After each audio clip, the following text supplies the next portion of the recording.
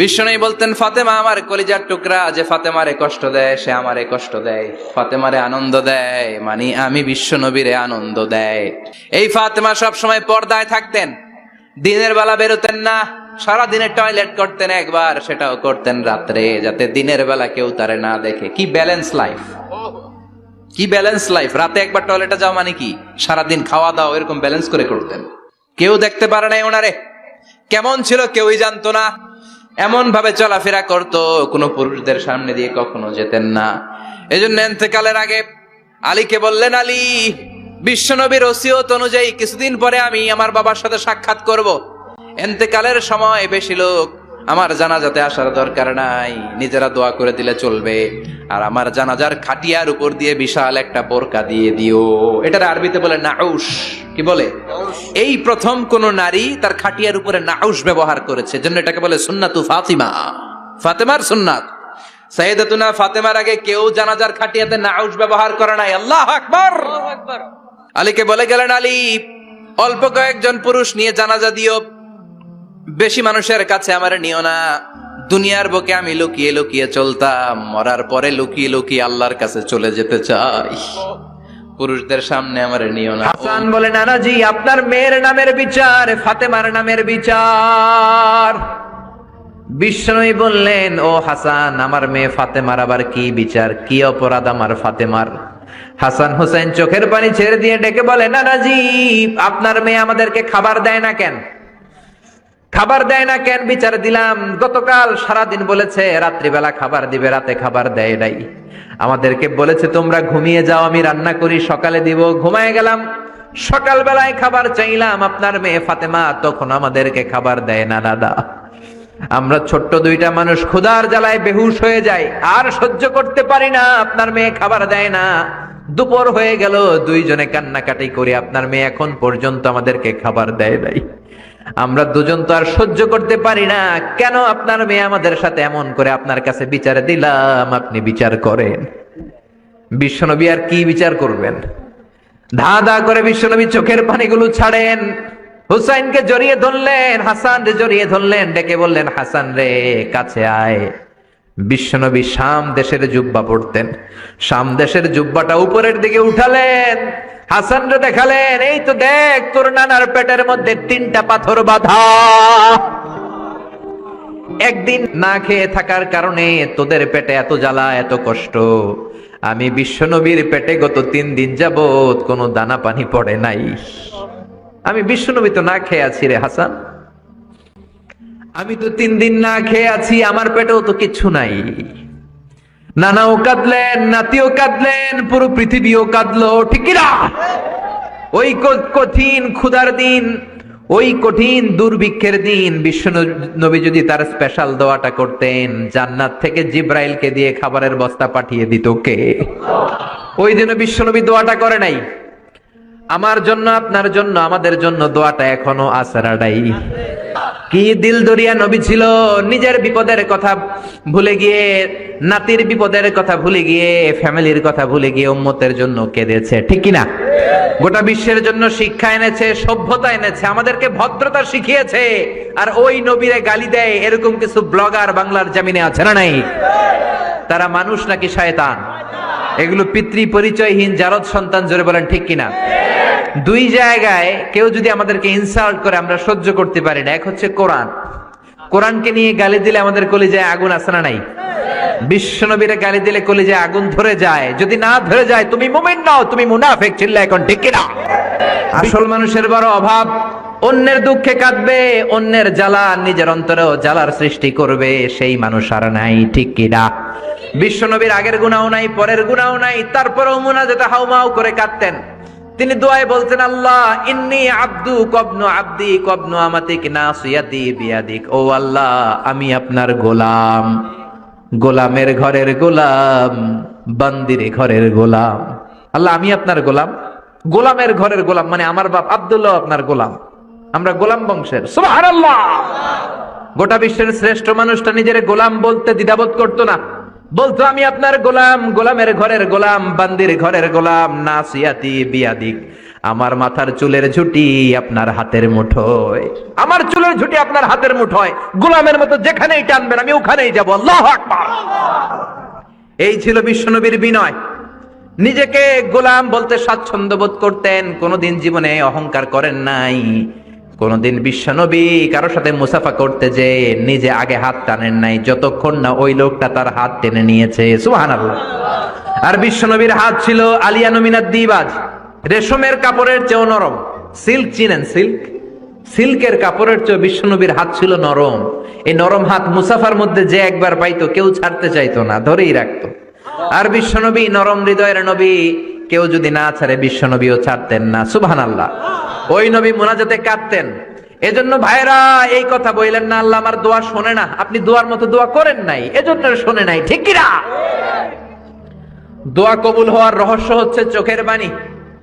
বিশ্বনবী বললেন দুইটা চোখের পানি আল্লাহর কাছে সব চাইতে সেরা। এক হলো জিহাদের ময়দানে রক্তের ফোঁটা, দ্বিতীয় হলো আল্লাহর ভয়ে মোনাজাতের মধ্যে চোখ থেকে বেয়ে বেয়ে পড়া পানির ফোঁটা। আবার বিশ্বনবী বললেন অনুশোচনার চোখের পানি, চোখ দিয়ে নাকের ডগা বেয়ে বেয়ে জমিনে পড়ার আগে ওই দোয়াটা কবুল করে নেয় কে? এজন্য চাওয়ার সময় নিজের ছোট করেন, বলবেন আল্লাহ আমি আপনার গোলাম, গোলামের ঘরের গোলাম, বান্দির ঘরের গোলাম, আমার চাইতে ক্ষুদ্র ছোট কেউ নাই, এমন কোন গুনাহ নাই আমি করি নাই, তুমি ছাড়া আমারে পার করার কেউ নাই। ঠিক কিনা? এরকম দোয়ার মধ্যে নিজেরে ছোট করে দেন, আপনার দোয়া কবুল করবে কে? এজন্য সব সময় চাইবে একজনের কাছে, তিনি কে? একদল আছে বা এক শ্রেণীর লোক আছে, রোগে যখন পড়ে তখন আল্লাহরে ডাকে, রোগ ভালো হয়ে যায় আল্লাহরে ভুলে যায়, আছে না নাই? নির্বাচনের আগে আল্লাহরে ডাকে, নির্বাচন শেষ আল্লাহরে ভুলে যায়, আছে না নাই? সমস্যায় পড়েছে আল্লাহরে ডাকে, সমস্যা নাই আল্লাহরে ভুলে যায়, আছে না নাই? রব্বুল আলামিন বলেন স্পেশাল কিছু সময় আছে, ওই সময় দোয়া করলে দোয়া কবুল করে নেয় কে? তাহাজ্জুদের সময় দোয়া করবেন। ওয়া মিনাল লাইলি ফাতাহাজ্জাদ বিহি নাফিলাতান লাকা আসা আন ইয়াবআসাকা রাব্বুকা মাকামাম মাহমুদা। তাহাজ্জুদের নামাজ পড়লে আপনার মর্যাদা বাড়ায় দিবে কে? আল্লাহ। এখন হুজুর আমরা তো ফজরই পড়ি না, তাহাজ্জুদ কখন পড়মু? তাহাজ্জুদ তো তাদের যারা ফজর পড়ে, ঠিক কি না? ফজরই তো পড়ে না, তাহাজ্জুদ কখন? ফজরের সময় মসজিদের বেহাল দশা। ফজরের সময় যত মসজিদে নামাজ পড়লাম খালি মুরব্বী চাচাদেরকে পাওয়া যায়, ইয়াং ছেলেরা নাই। ফজরের নামাজ মুরব্বীদের জন্য নয়, ফজরের নামাজ তোমাদের মতো ইয়াংস্টার যারা আছো তাদের জন্য। ঠিক কি না? এই যৌবন বয়সের ইবাদত আল্লাহর কাছে সবচাইতে প্রিয়। খেয়াল করে বোঝার চেষ্টা করো। যুবক বয়সে যদি গভর্নমেন্ট সার্ভিস করো, বার্ধক্যে উপনীত হলে পেনশন আছে না নাই? অনুরূপ ভাবে যুবক বয়সে যদি ইবাদত করো, বার্ধক্য অবস্থায় ইবাদত করতে না পারলেও পেনশনের হিসাবে তোমার আমলনামায় সওয়াব দিয়ে দিবে কে? এজন্য যুবক বয়সের ইবাদত আল্লাহর কাছে প্রিয়। মসজিদ তখন ধরে যখন আর কাজ করার সুযোগ নাই। মসজিদে তখন যায় যখন কেউ চাকরিতে নেয় না। মসজিদে তখন যায় যখন ঘরের কেউ তার সাথে কথা বলতে চায় না, মানে বয়স হয়ে গেছে 70। তখন দাড়ি রাখে, যখন শেভ করতে গেলে হয় গাল কাটবে নয় ব্লেড ভাঙবে। ঠিক না? এজন্য যুবক বয়সে মসজিদে যাও। এখন তোমাদের রক্ত গরম, যা চাও তোমরা তাই করতে পারো। যেই মুরব্বী বাবাদের দাড়িগুলো পাকা হয়ে গিয়েছে তারাও তোমাদের মতো ওই বয়সটা পার করে এসেছে। ঠিক কি না? দুদিনের দুনিয়া, অল্প কয়েকটা বছরের ব্যবধানেই তোমার চুল পাকতে শুরু করবে, তোমার এই রক্ত গরম শরীরটাও ঠান্ডা হয়ে যাবে। তোমার আশেপাশে আর কেউ ঘুরবে না, কেউ তোমারে ডাকবে না, কেউ তোমারে গুনবে না। চিল্লায় বলেন ঠিক কি না? এজন্য কিয়ামতের দিন বিশ্বনবী বলেন বনি আদম 5টা প্রশ্নের উত্তর না দিয়ে কেউ পা নাড়াতে পারবে না। এর মধ্যে একটা প্রশ্ন হলো যৌবন বয়সটা তুমি কেমন কাজে লাগিয়েছো?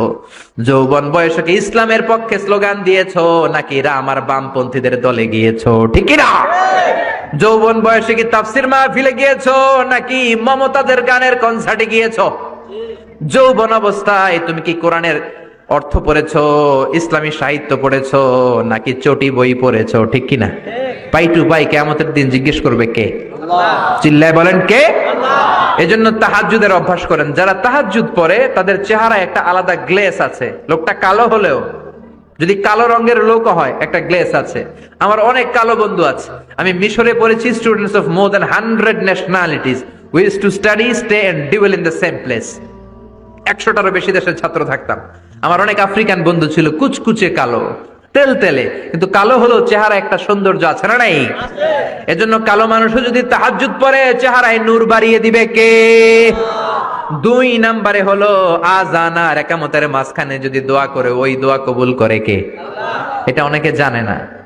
আযান দিয়েছে, মসজিদে গিয়েছে, সুন্নত নামাজ পড়ে বসে আছে, কখন একামত হবে, আরো 5 মিনিট বাকি, মাথা চুলকায়, আছে না নাই? মোবাইল টেপাটেপি করে, ফেসবুকিং করে, ঘড়ির দিকে তাকায় আছে, ঘড়ির কাঁটাও ঘুরে, ওর মাথাও ঘুরে, আছে না নাই? তো বসে থাকবা কেন তুমি? 5 মিনিট সময় আছে, চাইতে হবে কার কাছে? বাজারে যাওয়ার সময় যেমনি আপনি লিস্ট করে নিয়ে যান, এটা লাগবে ওটা লাগবে, মসজিদে যাওয়ার সময় মোবাইলের টুকি নিয়ে যান, কাগজের টুকি নিয়ে যান। আল্লাহ আমার সুন্দরী বউ লাগবে, বউ দাও, দিবে কে? এই বেটা, দিবে কে? নেককার বিবি লাগবে, দিবে কে? গোল্ডেন এ প্লাস পেতে চাই, দিবে কে? উমরা করতে চাই, পাসপোর্টে ভিসা লাগে না, ভিসা করে দিবে কে? দুরারোগ্য ব্যাধি, অনেক ওষুধ খেলাম, অনেক দেশে গেলাম, কোন ডাক্তার ভালো করতে পারে না, কিন্তু ডাক্তারেরও বড় ডাক্তার আছে না নাই? কেউ যেটা পারে না, পারে কে?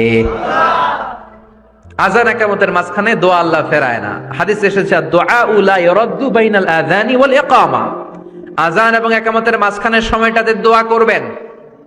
তারপরে বিশ্বনবী বললেন দুবুরাস সালাওয়াতিল মাকতুবা, ফরজ নামাজের পরে দোয়া করলে কবুল করে কে? এই তাসবির সুন্নাত নাই। মানুষগুলো এত অস্থির, সালামের পরে কখন বেরোবে, কখন বেরোবে, মনে হয় পাবলিক টয়লেটে ঢুকছে, ঠিক কি না? মনে হয় পাবলিক টয়লেটে এসেছে, মসজিদে ঢুকেছো, আল্লাহুম্মা বলে তুমি ঢুকে গেলা আল্লাহর নাম নিয়ে, যখন মসজিদে ঢুকে গেলা তোমার মাথার উপরে রহমত ঢালছে কে? মসজিদ হচ্ছে রহমতের জায়গা।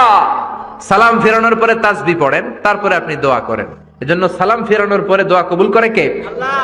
এরপরে বিশ্বনবী বললেন ইনদা নুজুলিল মাতার, আকাশ থেকে যখন বৃষ্টি নামে, ওই বৃষ্টি নামার সময় যদি দোয়া করেন, দোয়া কবুল করে কে? আল্লাহ। আর দোয়া লা ইরাদ্দু তাহতাল মাতার, তুফান, ওই বৃষ্টি না, ভ্যাপসা একটা গরম, এই গরমটাকে দূরে সরিয়ে দেওয়ার জন্য একটা ঝিরিঝিরি ঝিরিঝিরি বৃষ্টি পড়ে, ওই বৃষ্টির নিচে দাঁড়িয়ে বৃষ্টির পানি নিয়ে দোয়া করলে কবুল করে কে? আল্লাহ। জানেই না মানুষ, ঠিক কিনা? বরং বৃষ্টি আসলে গান গাওয়া শুরু করে দেয়, এই বৃষ্টি ভেজা রাতে তুমি চলে যেও না, আছে না নাই? তো চলে যাবো না, কি করবো, থেকে যাবো তোমার সাথে? এগুলো করা যাবে না। বৃষ্টি রহমতের বৃষ্টি, তুমি বৃষ্টি হাতে নিয়ে দোয়া করো। সুন্দরী বউ লাগবে, দিতে পারে একজন, তিনি কে? আল্লাহ। এজন্য চাইতে হবে একজনের কাছে, তিনি কে? কদরের রাতে দোয়া করলে আল্লাহ কবুল করে, খতমে কোরআনের পরে দোয়া করলে আল্লাহ কবুল করে, হজের মানাসিকুল হজের মধ্যে যে দোয়া করলে কবুল করে, মুসাফির দোয়া করলে কবুল করে, রোজাদার ব্যক্তি দোয়া করলে আল্লাহ কবুল করে, মাজলুম ব্যক্তি দোয়া করলেও আল্লাহ কবুল করে। এজন্য বিশ্বনবী বলেছেন ইত্তাকু দাওয়াতাল মাজলুম, মাজলুমের বদদোয়ারে ভয় করো, ফা ইন্না লাইসা বাইনাহু ওয়া বাইনাল্লাহি হিজাব, তার আর তার আল্লাহর মাঝে কোনো পর্দা থাকে না। মাজলুম দোয়া করলেই কবুল, সুবহানাল্লাহ। এরপরে স্পেশাল দোয়া হলো মা বাবার দোয়া, এই দোয়া কোনোদিন ফিরে না, সুবহানাল্লাহ পড়েন। রাজি আছেন মা বাবার কাছে দোয়া চাইতে? রাজি আছেন তো? কোন ঘর আছে যে ঝগড়া হয় না? এরকম কোন ঘর পৃথিবীতে নাই। ঝগড়া হবে, মা বাবার সাথে মিস আন্ডারস্ট্যান্ডিং হবে, হয়ে যেতে পারে 2-4 কথা, কিন্তু ক্ষমা চাইতে হবে, ঠিক কিনা? মা বাবার শুধু দোয়াটাই কবুল নয়, মা বাবার দোয়াও কবুল, বদদোয়াও কবুল। কি আজীব তামাশা! এমন যদি হয়তো দোয়াটা কবুল হয় কিন্তু বদদোয়াটা কবুল হয় না, তাহলে তো বাইসা যেতাম, ঠিক কিনা? কিন্তু দোয়াও কবুল, বদদোয়া। আমাদের সবচাইতে বড় পীর হবে আমার বাবা, সবচাইতে বড় পীর হলো আমার মা, সবচাইতে বেশি আমরা যার কাছে দোয়া চাইতে যাব তিনি হলেন আমার বাবা, তিনি আমার মা। চিল্লায় বলেন ঠিক কিনা? বিশ্বনবী মক্কা থেকে মদিনায় হিজরতের আগে মদিনায় 2টা গোত্র ছিল। এই গোত্রের মধ্যে 120 বছর ধরে মারামারি। কয় বছর? 120। কেউ এই মারামারিটা বন্ধ করতে পারে না। গোত্র 2টার নাম হচ্ছে আউস আর খাজরাজ। আউস খাজরাজের মারামারি। বাবা মরে যাওয়ার সময় ছেলেরা ওসিয়ত করা যায়, নসিহত করা যায়, বাবারে আমারে কোপাইছে তুইও কোপাবি। ওই বলে আবার নাতিরে কয় আমারে মারছে তুইও মারবি। তো বংশ পরিক্রমায় মারামারি চলতেই থাকে, কেউ আর থামাইতে পারে না। বিশ্বনবী মক্কা থেকে মদিনায় হিজরত করতে এসে মদিনায় বাসাবাড়ি করে 7 দিনের মাথায় 120 বছরের মারামারি থামায় দিলেন। সুবহানাল্লাহ। কি নবী ছিল, মিলায়ে দিতেন। ফাসলিহু বাইনা আখাওয়াইকুম, ভাইয়ে ভাইয়ে মারামারি লাগলে মিলায়ে দাও। স্বামী স্ত্রীর ঝগড়া হলে মিলায়ে দিবেন। এজন্য মায়েরা বোনেরা বিশ্বনবী বলেছেন তাকফুরনাল আশিরা, মেয়েদের সবচেয়ে বড় একটা সমস্যা হচ্ছে স্বামীর নাশুকরি করে। স্বামী দিতে পারলে ভালো, দিতে না পারলে কয় তুমি আমার জীবনে কিচ্ছু দাও নাই। এরকম আছে না নাই? স্বামী আর স্ত্রী বানায় যেজন মিস্ত্রি সে বড় আজব কারিগর, ঠিক কিনা? এই জন্য এই সম্পর্কটা সাইয়েদানা আদম আর হাওয়া থেকে শুরু হয়েছে। কিয়ামত পর্যন্ত স্বামী আর স্ত্রীর এই সম্পর্কের মাধ্যমে গোটা বিশ্বটারে জারি রেখে দিয়েছে কে? তো এই জন্য নারীদের জন্য জান্নাতে যাওয়া সহজ, তারা যদি কিছু প্রসিডিউর মেনটেন করে। বিশ্বনবী বললেন কোন নারী যদি 4টা কাজ করে ওই নারীর জন্য 8টা জান্নাতের দরজা খুলে দিবে কে? আল মারআতু ইযা সাল্লাত খামসাহা সামাত শাহরাহা আতাআত বা'লাহা হাফিজাত ফুরুজাহা ফালতাদখুল মিন আইয়ি আবওয়াবিল জান্নাতি শাআত। মায়েরা ভালো করে শোনেন, যে নারী 5 ওয়াক্ত সালাত পড়বে, রমাদানের রোজা রাখবে, স্বামীর আনুগত্য করবে, লজ্জাস্থানের হেফাজত করবে, এই 4টা কাজ করলে আল্লাহ তাআলা তার জন্য 8টা জান্নাতের দরজা খুলে দিবেন। এজন্য বিশ্বনবীও কালেকশন করতেন। তো বিশ্বনবী বললেন মহিলারা বেশি বেশি দান করো। এই কথা শোনার পরে মহিলারা দান করা শুরু করলো। কেউ নাকের ফুল, কেউ কানের দুল, কেউ হাতের বালা, কেউ পায়ের নুপুর, কেউ গলার চেইন বিশ্বনবীর হাতে জিহাদের জন্য দান করতে শুরু করলেন। বিশ্বনবীর হাত কয়টা? একটা বলে 2টা। তো 2 হাতে বিশ্বনবী আর কয়টা নেবেন? আর নিতে পারে না। বেলালের বললেন বেলাল তোমার চাদরটা নিয়ে আস। বেলাল এরকম চাদর নিয়ে ধরলেন। বিশ্বনবী কালেকশনের ওয়াজ শুরু করলেন আর বেলাল কালেকশনের সব জিনিসপত্র গুছাতে লাগলো। কোন সুবহানাল্লাহ। এজন্য কালেকশন করাটাও সুন্নাত, তবে ওটা একটা লিমিটেশনের মধ্যে, একটা সৌন্দর্যের মধ্য দিয়ে। কিছু কিছু মাদ্রাসার ছেলে মেয়েদেরকে চাল ওঠানোর জন্য বাড়ি বাড়ি পাঠায়, আসে না নাই? এদের ছোটবেলা থেকে মানসিকতাগুলো নষ্ট করে দেওয়া হয়। কেমন করে অন্যের কাছে হাত পাতবে এটা শেখানো হয়। ইসলাম বলে আল ইয়াদুল উলিয়া খায়রুম মিনাল ইয়াদিস সুফলা, উপরের হাত নিচের হাতের চেয়ে উত্তম। যে দেয় আর যে নেয় তাদের মধ্যে সেরা যে দেয়। চিল্লায় কোন ঠিক কিনা?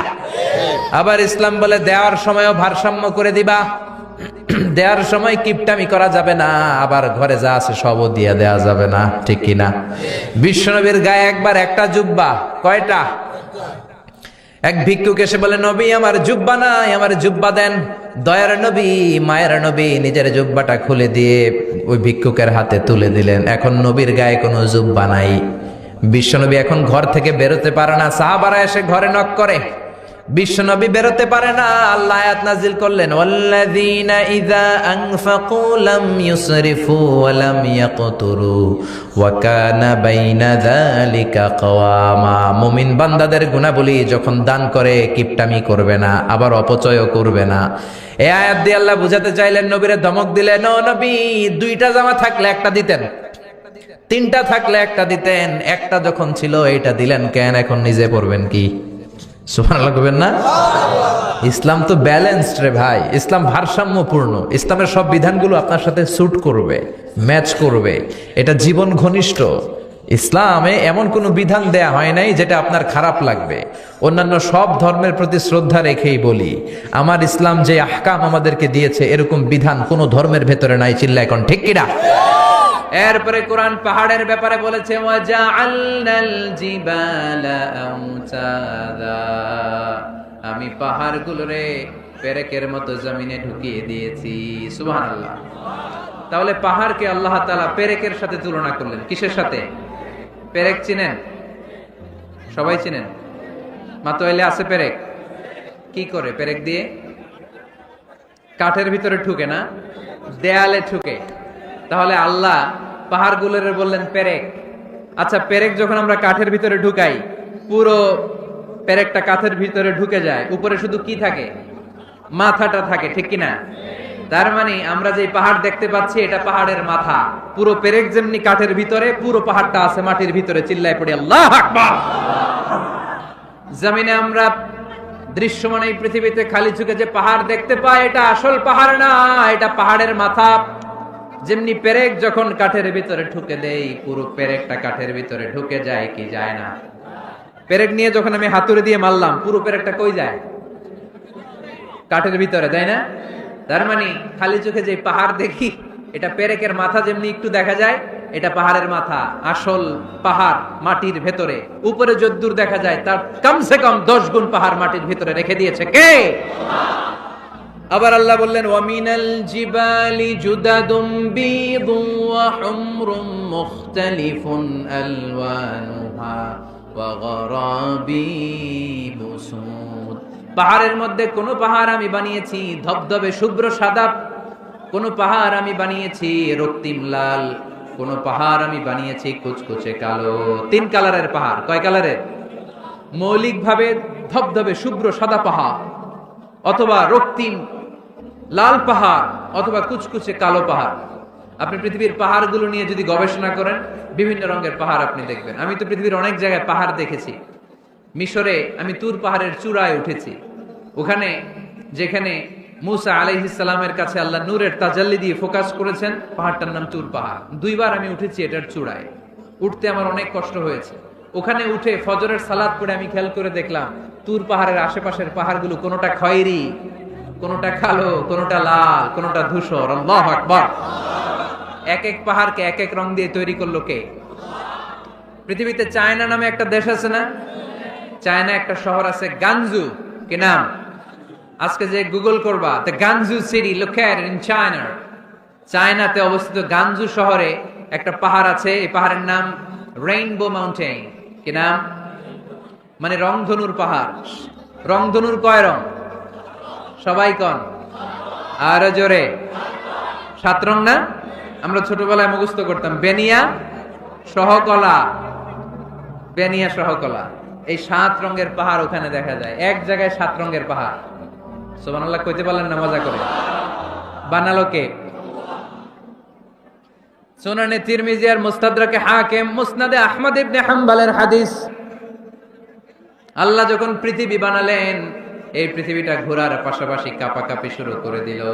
এই পৃথিবীর কাঁপাকাঁপি বন্ধ করার জন্য রব্বুল আলামিন পৃথিবীর মধ্যে পাহাড় গেড়ে দিলেন। 7টা tectonic plate, 7 tectonic plates creates the mountain range on আর্থ।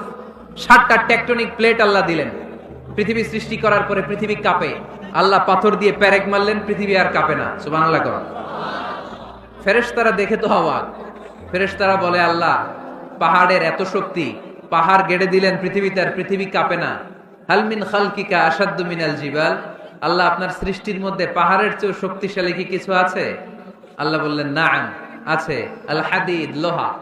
লোহা পাহাড়ের চেয়ে শক্তিশালী, কারণ লোহা পাহাড়ে মারলে পাহাড় ভেঙে যায়, ঠিক কিনা? ফেরেশতারা আরো অবাক, লোহা এত শক্তিশালী। হাল মিন খালকিকা আশাদ্দু মিনাল হাদিদ। আল্লাহ তাহলে লোহার চেয়ে শক্তিশালী মনে হয় কিছু নাই, আছে? আল্লাহ বললেন নাআম, আছে। আন্নার, আগুন, কারণ আগুনের মধ্যে লোহা ফেলে দিলে লোহা গলে যায়, ঠিক কিনা? ফেরেশতারা তো আরো অবাক। ফেরেশতারা বলে তাই নাকি? আগুন এত শক্তিশালী, তো হাল মিন খালকিকা আশাদ্দু মিনান নার। আল্লাহ আপনার সৃষ্টিতে আগুনের চেয়ে শক্তিশালী কিছু আছে? আল্লাহ বলে আছে। আলমা, পানি, কারণ আগুনের মধ্যে পানি ঢাললে আগুন পাওয়া যায়। ফেরেশতারা তো এবার আরো অবাক, পানি এত শক্তিশালী, ওই পানি গট গট গট গট করে আমরা খাই। নবী আমার যেটা খেতে বলেছেন এটা খেলে আমাদেরকে সুস্বাস্থ্য দান করবে কে? তার মানে প্রাণীবিদ্যায় আমরা কোরআন থেকে যে তথ্য পেয়েছি, এই তথ্যের সাথে বিজ্ঞানের তথ্যের মিল আছে না নাই? কোনো অমিল আছে? কিন্তু বিজ্ঞান যদি কোনো অমিল খুঁজে পাওয়া যায়, বিজ্ঞানী বাবাজিদের কি করতে হবে? কি করতে হবে? They have to wait unless they get their final discoveries, the latest and modern invention. তাদের নতুন ইনভেনশন যতক্ষণ না আসে বসে থাকতে হবে, কারণ তোমাদের কথা ফাইনাল না। বিজ্ঞানের সবচেয়ে বড় থিওরি যে বিজ্ঞানের কোন থিওরি ফাইনাল না। আর কোরআনের সবচেয়ে বড় থিওরি, কোরআন যাই বলেছে তাই মনে থাকবে। এজন্য কোনো কিছু যদি বিজ্ঞানী ভাইয়েরা অমিল পান, ওয়েট, বসেন, রিল্যাক্স, চা খান, ঠান্ডা মাথায় চিন্তা করেন, আরো গবেষণা করেন। যেটা অমিল পাইছেন, গবেষণা বেশি বেশি করলে ওইটাও মিল পেয়ে যাবে, ঠিক কিনা? আল্লাহু লা ইলাহা ইল্লাহু। আল্লাহ বললেন আয়াতুল কুরসির প্রথম কথা হলো আমি হলাম আল্লাহ, আমি ছাড়া কোনো ইলাহ নাই। আছে? আওয়াজ করে বলেন। শেষ। 2 নম্বর কথা হলো আমি হলাম আল হাইয়ুল কাইয়ুম, শাশ্বত চিরঞ্জীব। আমি মহাবিশ্বের সকল সৃষ্টির ধারক বাহক। আল হাইয়ুল কাইয়ুম, পড়েন আল হাইয়ুল কাইয়ুম, আল হাইয়ুল কাইয়ুম।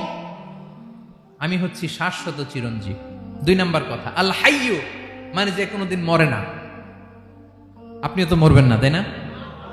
হ্যাঁ, মরবেন। আপনার দাদা, বাবা, আমিও, আমার ছেলেও, নাতিও, পুতিও, সুতিও সব মরে যাবে। মরবে না একজন, তিনি কে? আল হাইয়ু মানে হচ্ছে এভার লিভিং, যে কোনোদিন মরবে। দাইমুল হায়াত, চিরঞ্জীব, শাশ্বত, কোনোদিন মরবে না। সুবহানাল্লাহ পড়ে। তিনি সূচনাহীন অতীত থেকে আছেন। আমার ভাইয়ের, আমার দিকে তাকান। তিনি সূচনাহীন অতীত থেকে আছেন। তিনি শেষহীন, সীমাহীন ভবিষ্যৎ পর্যন্ত থাকবেন। অনেকে বলে কবে থেকে? তিনি সূচনাহীন অতীত থেকে, যে অতীতের সূচনা নাই। তিনি কবে পর্যন্ত থাকবেন? সীমাহীন, শেষহীন ভবিষ্যৎ পর্যন্ত থাকবেন। তিনি হচ্ছেন আল হাই। এ দুনিয়ার সব মরে যাবে, সব মরে যাবে, মরবে না শুধু একজন সত্তা। তিনি কে? আল্লাহ বলেন কুল্লু মান আলাইহা ফান ওয়া ইয়াবকা ওয়াজহু রাব্বিকা যুল জালালি ওয়াল ইকরাম। এই মহাবিশ্বে যা আছে সব ফান হয়ে যাবে, নিঃশেষ হয়ে যাবে, শেষ হয়ে যাবে, মৃত্যুবরণ করবে, একমাত্র কেবলমাত্র আল্লাহ রব্বুল আলামিন ছাড়া। এজন্য তিনি হচ্ছেন আল হাই।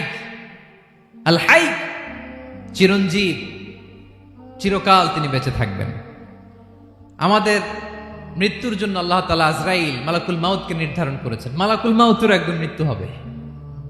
আল্লাহ, যার সিঙ্গার ফুৎকারে পৃথিবী কেঁপে উঠবে, যে ইসরাফিল যে মুহূর্তে বাতু পাহাতে এখানে আমি তাফসির করছি, ঠিক এই মুহূর্তে ইসরাফিল ফেরেশতা সিঙ্গাটা 2 ঠোঁটের মাঝখানে রেখে আরশের দিকে তাকিয়ে আছে। কখন আল্লাহ অর্ডার দিবে ফুৎকার দাও, আল্লাহ বলবে ফুৎকার দাও, 1 সেকেন্ড চোখের পলক যাতে দেরি না হয়, মুখে নিয়ে তাকায় আছে, 1 সেকেন্ড যাতে দেরি না হয়, ওই ইসরাফিলেরও মৃত্যু হবে, কেউ থাকবে না, থাকবে শুধু একজন সত্তা। বলুন তিনি কে? তিনি হলেন আল্লাহ। আল্লাহ বলে আমি হচ্ছি আল হাই, শাশ্বত চিরঞ্জীব। আমি কখনো মরব না, আমার কোনো লয় নাই, কোনো ক্ষয় নাই। আমি অব্যয়, আমি অক্ষয়, আমার কোনো মৃত্যু নাই। আমি সূচনাহীন অতীত থেকে আছি, আমি শেষহীন ভবিষ্যৎ পর্যন্ত থাকব। এই জন্য আমি আল্লাহর একটা নাম হলো আল হাই। ক্লিয়ার? আল হাই কারে বলে চিনছেন? যে কোনো দিন, সবাই বলুন, দাইমুল হায়াত, কোনোদিন মরবে না। আল্লাহ বলে আমার 2 নাম্বার আরেকটা নাম আমি বললাম আল কাইয়ুম। আল কাইয়ুম মানে স্বয়ং সম্পূর্ণ, স্বয়ং সম্পূর্ণ, কারো সাহায্য লাগে না। এরকম এদিকে কে কে আছেন দেখে হাত তোলেন। কারো সাহায্য লাগে না, আছেন? স্বয়ং সম্পূর্ণ এরকম কেউ আছি না? আল্লাহ বলে আসল স্বয়ং সম্পূর্ণ আমি আল্লাহ। কারো কাছে আমি মুখাপেক্ষী নই। গোটা বিশ্বের সবাই আমি আল্লাহর দিকে মুখাপেক্ষী, আমার দিকে ঝুঁকে থাকে, আমার দিকে হাত তুলে কাঁদে ফরিয়াদি। সবগুলো ফকির, সবাই আমার কাছে চায়। আমার আল্লাহ কারো কাছে চাওয়া লাগে নাকি? শুধু নিজেই স্বয়ং সম্পূর্ণ তিনি নয়, তিনি স্বয়ং সম্পূর্ণ বানায়। আমাদেরকে স্বয়ং সম্পূর্ণ বানায় কে? রিজিক দেয় কে? সুস্বাস্থ্য দেয় কে? খ্যাতি দেয় কে? সবকিছু দেয়ার মালিক আল্লাহ, দুনিয়াটা চালানোর মালিক আল্লাহ। এজন্য তিনি হলেন আল কাইয়ুম। সুবহানাল্লাহ। মায়ের পেটের ভেতরে যখন ছিলাম রিজিক দিয়েছে কে? আসার পরে আবার রিজিক দিল কে? সুবহানাল্লাহ। মায়ের পেটে একভাবে দিছে, আমার নাভির সাথে মায়ের জরায়ের কানেকশন, ওইটা দিয়ে 8 মাস 9 মাস। আসার সাথে সাথে মায়ের পেট থেকে বেরোলে ওটা কেটে দেয়া হয়। এবার আমরা কাঁদি, আল্লাহ বলে কেঁদো না, খাওয়ার একটা লাইন ছিল, মায়ের বুকের ভেতরে এখন খাওয়ার 2টা লাইন দিয়ে দিলাম। আল কাইয়ুম, দাইমুল কিয়াম, সব সময় যিনি, সব সময় সৃষ্টির কখন কিভাবে কোনটা লাগবে দেওয়ার জন্য যিনি প্রস্তুত, নিজেই স্বয়ং সম্পূর্ণ কেবল নয়, মানুষকে স্বয়ং সম্পূর্ণ বানায়, তিনি হচ্ছেন আল কাইয়ুম। সুবহানাল্লাহ পড়বেন। তাহলে 2 নাম্বার কথা হলো আল হাইয়ুল কাইয়ুম। আল্লাহ হলেন আল হাই, চিরঞ্জীব, আজীবন তিনি বেঁচে থাকবেন, তার কোনো লয় নাই, ক্ষয় নাই। আবার তিনি আল কাইয়ুম, স্বয়ং সম্পূর্ণ, গোটা বিশ্বের সব কিছু তিনি রক্ষণাবেক্ষণ করেন, ঠিক কিনা বলেন? বিষ্ণু বলেছেন এই আল হাইয়ুল কাইয়ুম এটা হচ্ছে ইসমে আজম। এটা কি? যে ইসমে আজম দিয়ে দোয়া করলে আল্লাহ দোয়া কবুল করে, আল্লাহর কাছে কিছু চাইলে আল্লাহ দেয়। এক সাহাবী দোয়া করতেছে ইয়া হাইয়ু ইয়া কাইয়ুম, বিশ্বনবী বলে এই সাহাবী তো ইসমে আজম দিয়ে দোয়া করতেছে। তাহলে দোয়ার সময় বলবেন ইয়া হাইয়ু ইয়া কাইয়ুম, পারবেন? বলেন ইয়া হাইয়ু ইয়া কাইয়ুম। আল্লাহর এই দুটো নাম ধরে ধরে আল্লাহরে ডাকবেন, তাইলে ওই দোয়া কবুল। পারা যাবে?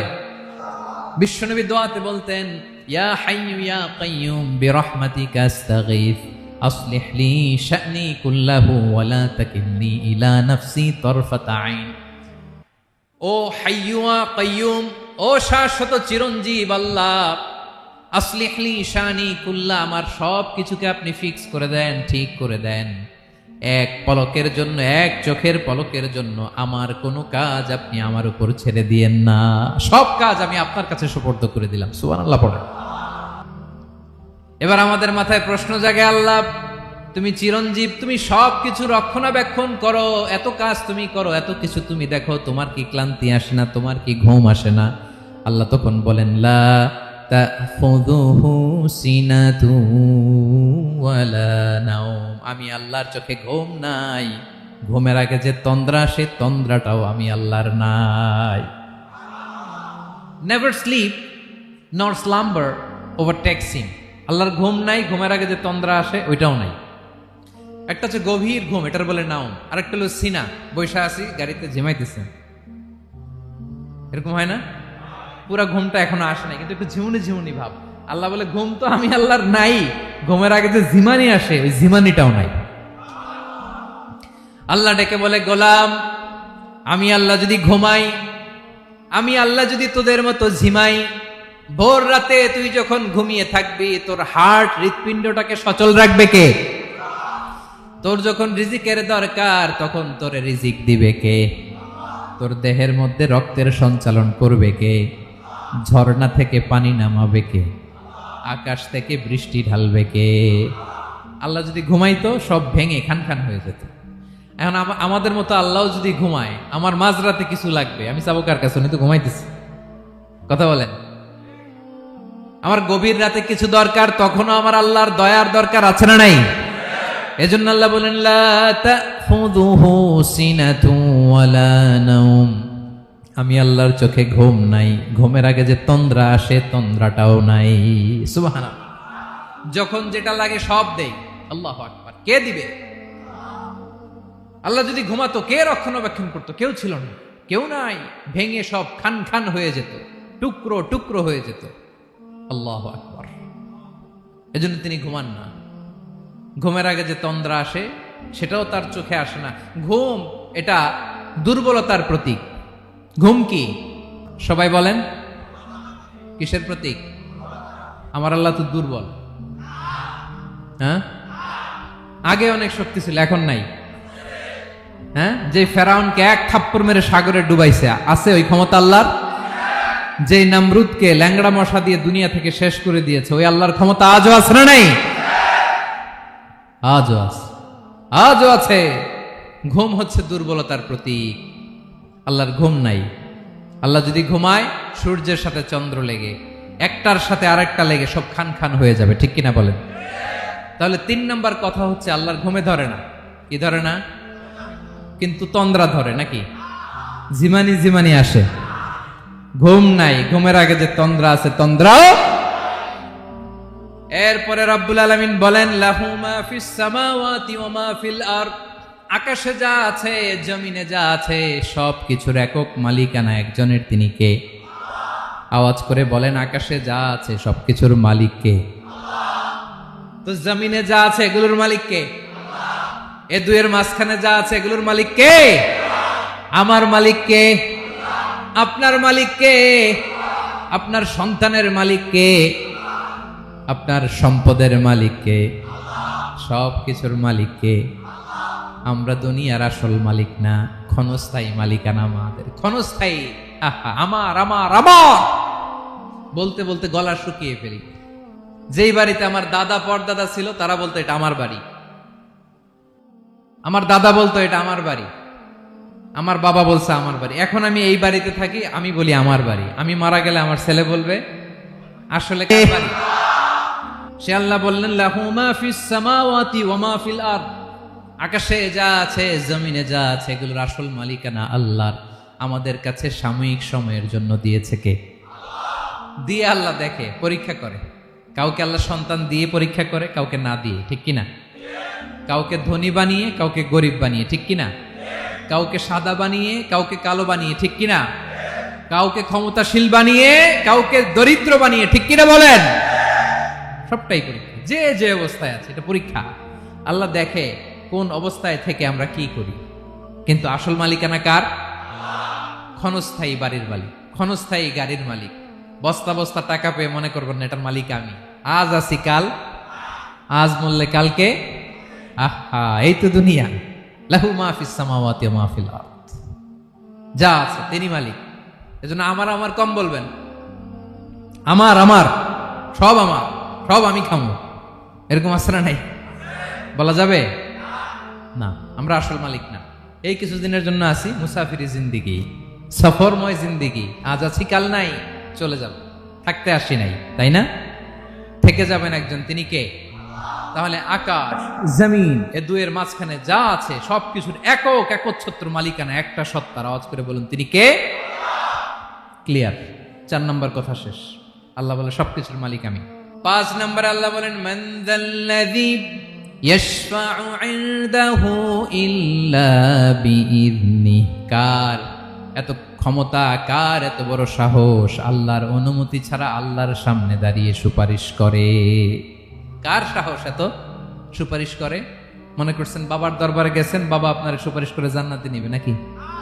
আরে বাবার খবর কি হবে ওটাই তো বাবা জানে না। কথা বলেন। আপনি যে পীরের দরবারে যে সিজদায় পড়ে রইলেন, ওই পীরের অবস্থা কি হবে ওটার কোনো গ্যারান্টি আছে? এই সহজ হিসাবটা বুঝে না। আপনি যেই দরবারে যে মাথা ঘষেন, যেই দরবারে যে সেজদা দেন, যেই দরবারে যে মানত করেন, যেই পীরের পায়ের মধ্যে পড়ে থাকেন, ওই পীরের অবস্থা কি সেটাই তো সে জানে না, ঠিক কিনা? কেউ সুপারিশ করতে পারবে না। তবে হ্যাঁ, আল্লাহ যদি কাউকে দয়া করে অনুমতি দেয় তাহলে করতে পারবে, তাহলে পারবে। সেই কিয়ামতের দিনটা বড্ড ভয়ঙ্কর, কেউ সুপারিশ করার সাহস পাবে না। আরে আমার অবস্থা কি আমি জানি না, আমি আবার কারোর জন্য সুপারিশ করব? কথা বুঝেন নাই? আমার কি হবে আমি জানি, তা আমি আরেকজনের নিয়ে টেনশন করার সুযোগ কোথায়? ইয়া নফসি ইয়া নফসি, আল্লাহ আমারে বাঁচাও, আমারে বাঁচাও, আমারে বাঁচাও। কাঁদতে কাঁদতে মানুষ হয়রান হয়ে যাবে, এ নাকি আবার আরেকজনের বাঁচাবে। বিশ্বনবী বলেন, বিশ্বনবী একবার ছাগলের রান খাচ্ছিলেন। রান খেতে খেতে বিশ্বনবী বলেন আনা সাইয়্যিদুন নাসি ইয়াউমাল কিয়ামাহ, আমি কিয়ামতের দিন সর্বশ্রেষ্ঠ হব, মানুষের মধ্যে সর্বশ্রেষ্ঠ সেরা আমি বিশ্বনবী। আলহামদুলিল্লাহ পড়েন।